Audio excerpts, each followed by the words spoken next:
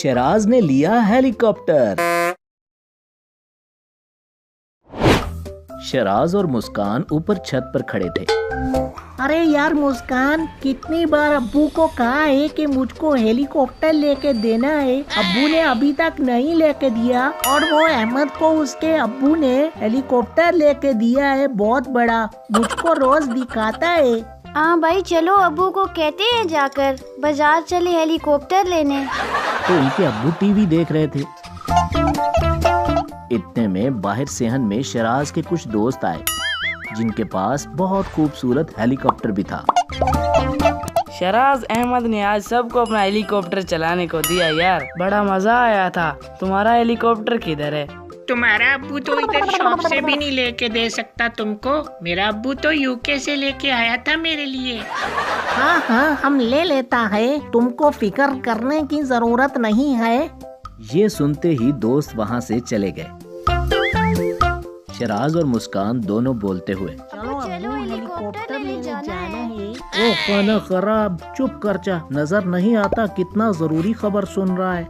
शराज का अबू वापसी पे ये राशन बिल आना खत्म हो गया है, लिस्ट आपको व्हाट्सएप कर दिया। यार अम्मी, अभी अपना लिस्ट वापस लो, मुझको अभी हेलीकॉप्टर लेना है। जब 5 मिनट चुप हो जाओ फिर चलते हैं। ये कहकर दोबारा से शराज के अब्बू टीवी देखने लग गए। साथ में बच्चे घड़ी को बार बार बेसब्री से देख रहे थे और आखिर इंतजार खत्म हुआ और 5 मिनट मुकम्मल हो गए। अबू 5 मिनट हो गया है, अब जल्दी से चलो। हाँ हाँ चलो चले। ये सुनकर दोनों बहुत खुश हुए और इतने में शराज के अब्बू को कॉल आ जाती है। ये तो भट्ट साहब की कॉल है। शराज और मुस्कान गुस्से में मुंह बनाकर बैठ गए और कॉल बंद होने का इंतजार करने लगे। चलो अबू, अब कोई बहाना नहीं। सब बाजार चले गए। वहाँ बहुत सी दुकानें शराज के अब्बू ने जाकर देखी, मगर कहीं भी 2000 से कम में था ही नहीं हेलीकॉप्टर। हर तरफ महंगे ही थे। अब्बू वो देखो, वो लेते हैं, कितना खूबसूरत है वो। हाँ भाई, ये कितने का है हेलीकॉप्टर? वैसे तो ये 4500 रुपए का है, लेकिन आखिरी पीस है, इसलिए तुमको 4000 में दे देगा। अरे क्यों लूट मचा रखी है, इतना महंगा? नहीं भाई, हमको नहीं लेना। अब्बू मुझे लेना है हेलीकॉप्टर। परेशान नहीं हो शहराज, मैं दिला देगा तुमको, बहुत अच्छा और सस्ता हेलीकॉप्टर। वो सब आगे की शॉप पे जाते हैं। वहाँ भी सब बहुत महंगे थे। फिर मायूस होकर वो सब घर चुपचाप वापस आ गए। मुंह लटकाए शहराज और मुस्कान घर इंटर हुए। क्या हुआ बेटा, ऐसे मुंह पे 12 क्यों बजा?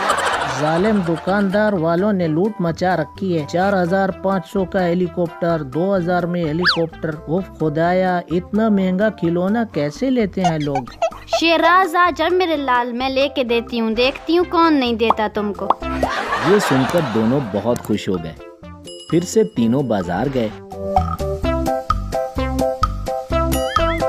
जो हेलीकॉप्टर पसंद है वो बता। अम्मी वो वाला। भाई साहब ये वाला दे दो। ये ले बहन जी, अभी पैक कर देता है। भाई साहब कितना पैसा हुआ? 2500 रुपए। 250 रुपए। नहीं नहीं बहन जी। क्या कहा? कुछ नहीं बहन जी, आप ये रख लें। शराज की अम्मी 250 रुपए देकर हेलीकॉप्टर ले लेती हैं और फिर सब खुश हो गए।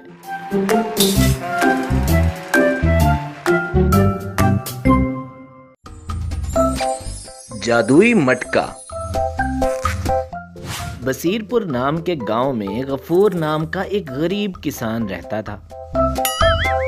पिछली फसल खराब हो जाने की वजह से वो बेचारा कर्ज में डूब गया था। सब बर्बाद हो गया बेगम, हमारी सारी फसल खराब हो गई। अब इतना कर्ज मैं कैसे चुकाऊंगा? हमारे पास बड़ों की दी हुई थोड़ी सी जमीन है ना, तो आप वहाँ खेती करके दोबारा फसल उगा लें। अरे नहीं नहीं बेगम, वो तो बंजर और पथरीली जमीन है, वहाँ अनाज कभी नहीं उग पाएगा। मुझे पूरा भरोसा है कि आप इस जमीन को अनाज के काबिल बना लेंगे। एक दफा कोशिश तो करके देखें। अगले दिन दोपहर के वक्त जब वो उस पथरीली जमीन पे काम कर रहा था तो गफूर को उस जमीन में से थोड़ा मटके जैसा कुछ दिखाई दिया। उसने बहुत एहतियात के साथ उस मटके को वहां से बाहर निकाला। अरे ये क्या, ये तो खाली है।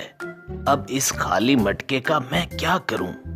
ये कहकर वो मटका लिए आम के दरख्त की तरफ बढ़ा ताकि आम खाकर भूख मिटा सके। मटका नीचे रखकर जमीन से एक पत्थर उठाकर जोर से आम की तरफ फेंका। 2-3 आम टूटकर नीचे गिर गए। उनमें से एक आम सीधा मटके में गिरा। गफूर आम उठाने के लिए आगे बढ़ा तो उसने देखा कि वो मटका आमों से भर चुका था। वो ये देखकर हैरान हुआ। ये क्या, ऊपर से तो 2-3 ही नीचे आम गिरे थे, तो फिर ये मटका आमों से कैसे भर गया? उसने टेस्ट के तौर पे एक आम फिर से मटके में डाला। देखते ही देखते वो मटका फिर से आमों से भर गया। अरे अरे अरे, ये तो जादुई मटका है। अरे वाह! वो बहुत खुश हुआ और सारे आम और मटका लेकर घर आ गया। ये आप मटका कहाँ से खरीद लाए? बताता हूँ बेगम, बताता हूँ। पहले कुछ खाने के लिए तो लेके आओ। मैं क्या लेकर आऊँ? घर में कुछ भी खाने के लिए नहीं है। हाँ, बस एक अंडा पड़ा है। हिना वो अंडा लाई और वो अंडा गफूर ने उस मटके में डाल दिया। देखते ही देखते वो मटका अंडों से भर गया।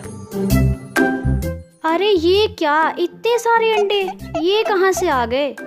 हाँ बेगम, ये एक जादुई मटका है। हम इस मटके से अपनी गरीबी दूर करेंगे। हिना ये सब सुनकर बहुत खुश हुई। लगता है अल्लाह ने हमारी सुन ली। इनमें कुछ आम और अंडे रखकर बाकी बाजार में बेचाओ। हाँ, तुम सही कह रही हो बेगम, लेकिन तुम ध्यान से रहना। इस मटके के बारे में किसी से जिक्र मत करना। कुछ देर बाद गफूर आम और अंडे लेकर बाजार चला गया। बाजार में दुकानदार ने गफूर को देखा तो पूछा, तुम्हारे पास इतने सारे आम और अंडे कहाँ से आए? वो सब तुम छोड़ो, तुम बताओ ये आम और अंडे खरीदोगे या किसी और को दे दूं? अरे नहीं नहीं जनाब, मैं ले लेता हूँ, मुझे ही बेच दो। गफूर पैसे लेकर घर की तरफ चल पड़ा और रास्ते में उसे एक चिकन की दुकान नजर आई तो उसके दिमाग में एक तरकीब आई। क्यों ना मैं यहाँ से एक मुर्गी खरीद लूं? उस मटके से ऐसी बहुत सी मुर्गियाँ निकाल लूंगा। इस तरह वो एक मुर्गी लेकर अपने घर आ पहुंचा। अगले दिन गफूर ने सुबह सवेरे अपनी बीवी के उठने से पहले ही एक मुर्गी से बहुत सारी मुर्गियां बना ली। जब हिना नींद से उठी तो देखकर हैरान हुई कि सारा घर मुर्गियों से भरा पड़ा था। आप पागल तो नहीं हो गए? हमारे घर में से इतनी सारी मुर्गियां निकलेंगी तो गांव वाले ये देखकर क्या सोचेंगे? ये दोनों अभी बातें कर ही रहे थे कि मुर्गियां दरवाजा खुला देखकर घर से बाहर निकलने लगी। ये देखकर दोनों परेशान हुए और मुर्गियों को अंदर लाने के लिए भागे। गांव वालों ने जब ये सब देखा तो शक में पड़ गए। उन्हीं लोगों में मौजूद वो दुकान वाला आदमी बोला, ये गफूर कल मेरे पास बहुत सारे आम और अंडे लेकर आया था जनाब, बेचने के लिए। ये जरूर कोई चक्कर चला रहे हैं। कुछ देर बाद गफूर ने अपनी बीवी हिना को बुलाया। सुनो, हमें थोड़ा होशियार होना पड़ेगा, नहीं तो गांव वालों को हमारे जादुई मटके के बारे में पता चल जाएगा। उनकी ये बातें वो दुकान वाला खिड़की से कान लगाकर सुन रहा। उसने सोचा, अच्छा तो ये बात है, मैं अभी जाकर सरदार जी को बताता हूँ।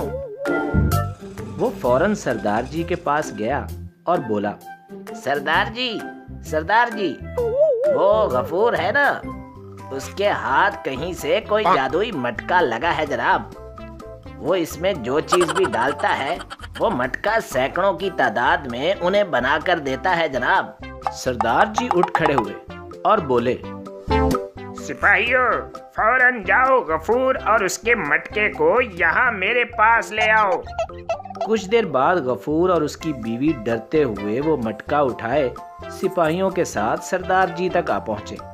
लाओ गफूर, ये मटका मुझे दे दो। सरदार जी, ये मटका मुझे मेरी ही जमीन से मिला था, इसलिए ये मटका मेरा है।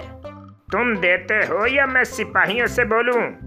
गफूर ने डरते हुए वो मटका सरदार जी को दे दिया।